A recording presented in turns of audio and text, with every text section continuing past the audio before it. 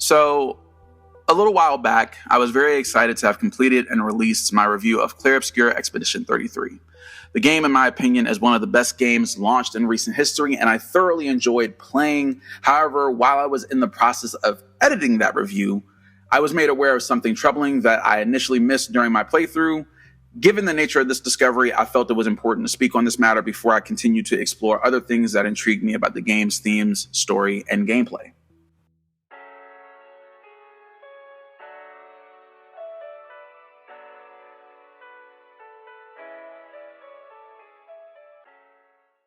Yo, Havoc Nation has arrived.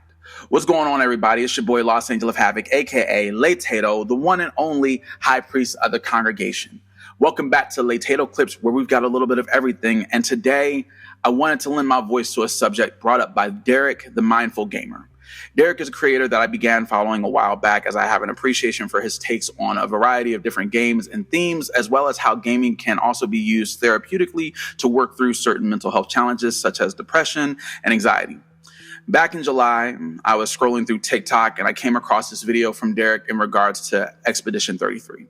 This is Blackface Sandfall Studios, and I don't think it's intentional. It makes sense with color theory and how inverted would work in a world like that with characters drawn in that color palette. Like, I understand it. I'm not a bottom dweller.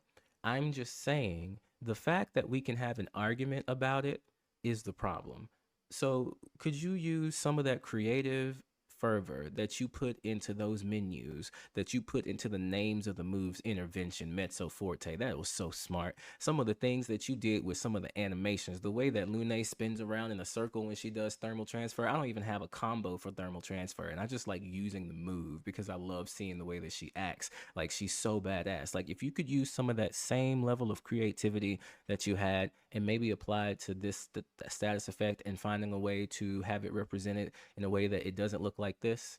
If you care about your black audience, like, and I don't know if you know, but like, even if there's not a lot of us, I know that there are some of us, and like, as a representative of them, we love this game. We even love it so much that like, we don't care that the black guy got killed within the first few frames of it. Like, we'd let that slide. It's fine. And yeah, we was looking forward to using him, but it's cool. We understand. Maybe you made specific creative choices. Maybe he'll come in the DLC. Right? Like, we can forgive that because the story is wonderful, the music is wonderful, the gameplay is wonderful, like the way that you, like, all of it is great. It's perfect. Everything is wonderful and great, except for the fact that there's no way for you to, when you're fighting an enemy for the first time, there's no way for you to reliably read your opponents. That little swish sound effect, sometimes that gets cut off by the epicness of the music and you can't hear it. So like, there's no way to like read someone and like on first hit get them. Like, it's really hard to do. And like, I think that sucks because I feel like that's why I run characters that have like 9 shields. So it gives me an opportunity to read the patterns of the opponent, so I don't feel like I made a mistake. Other than that, like, if you could take some of that creativity and just show us this in a different way, if you don't mind. You don't have to, it's your game. And there you have it. As you can see, I went ahead into the game to see it for myself. The way the color palettes change when the inverted debuff is triggered does have a look that resembles what's commonly known as blackface.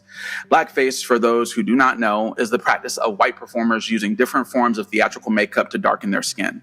The most egregious and widely known version of blackfacing was popularized during the minstrel shows of the early 19th century, though the practice itself dates as far back as medieval Europe. Here in the US, it is a well-known part of America's history with racism. There are many uncomfortable caricatures of black people from the days of the Jim Crow South, many of which carry minstrel designs. The common elements of blackface include charcoal black skin and large red lips. I asked Derek before making this video for his permission to use his video in order to discuss this matter, as I didn't want to lay claim to discovering this myself, especially since it was his series of videos on the subject that brought it to my attention. However, as a black creator in the gaming space that absolutely fell in love with Expedition 33, I'd be remiss if I didn't have this conversation here on the channel to bring awareness. Derek wanted to be clear that he is not angry nor upset. His goal was to express that the fact that even an argument regarding this as an issue can be made is an indicator of the problem as a whole, and I'm inclined to agree. While there are no large red lips, the fact that the human characters of the game are white and their skin turns charcoal black when the effect triggers is still an issue. One could argue that it's not a fair comparison and it's supposed to be a color palette inversion overall, but as Derek has even pointed out to commenters, the whites of the character's eyes do not change. He's received a lot of pushback since calling attention to this, with many trying to gaslight him and argue that he's being too sensitive. However, there are also others in his comment sections that can see the issue for what it is and agree with the call out. I do not feel that this was something implemented intentionally. I know game dev is already complicated in all of its many facets, and sometimes things get missed. Furthermore, I can even understand how one could play the game in its entirety and never notice this. The perspective of the combat encounters where this occurs is mostly with the character's backs to the player. It's not until you go to use an item or certain skills where you get a front-facing view of the character, and honestly, if the effect has worn off by then, you'd be none the wiser.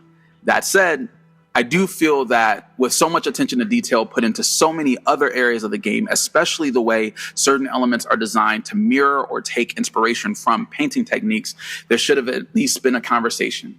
Even then, I think this speaks to a larger issue across different forms of media. Things like this, I feel, get missed because of a lack of presence, a lack of people who may be a bit more aware or conscious of how things like this could land the wrong way and mistakenly put people off. This isn't even the first time something like this has happened within the gaming space. When Pokemon Red and Blue released back in 1996, one of the titular creatures, Jinx, was a subject of controversy for the same issue. Jinx's appearance, especially once the anime was released, was almost a one-to-one resemblance to blackface. There were those that argued that considering Jinx's design to be racist did not take into consideration the creature's inspirations from Japanese mythology, but ultimately it was decided that the criticism and response to it was appropriate. Game Freak, the primary developers behind Pokemon, updated Jinx's design in the localized versions of the game as well as the original Japanese version. The depictions of Jinx in the anime were also changed, though some episodes featuring the older designs were either censored or removed entirely from TV. The updated design changed Jinx's skin to purple and its lips are now pink. Now, I am by no means calling for anything so drastic with the case of the inverted debuff in Expedition 33.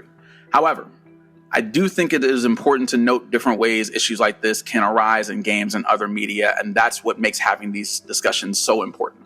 Sometimes it's not something that's immediately and outwardly offensive. Sometimes it's something small, but when you notice it, it still causes you to raise an eyebrow. And when that happens, it's still worth discussing. Not everything has to be the worst offense to be addressed. It doesn't mean we shouldn't speak up when something rubs us the wrong way, and I feel that if we could have these conversations before they grow into larger disputes, we could share perspectives and work towards a better outcome. After all, there is no growth without discomfort, and there is no progress without steps forward. Those are my thoughts. Please let me know what you think in the comments below, and as always, all that I ask is that the comments remain respectful.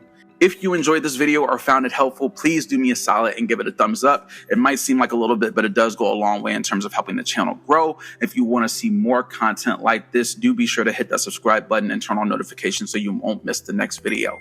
Once again, my name is Lost Angel of Havoc. Thank you for watching Late Tato Clips, and we will see you next time, friends. Same late time, same late channel.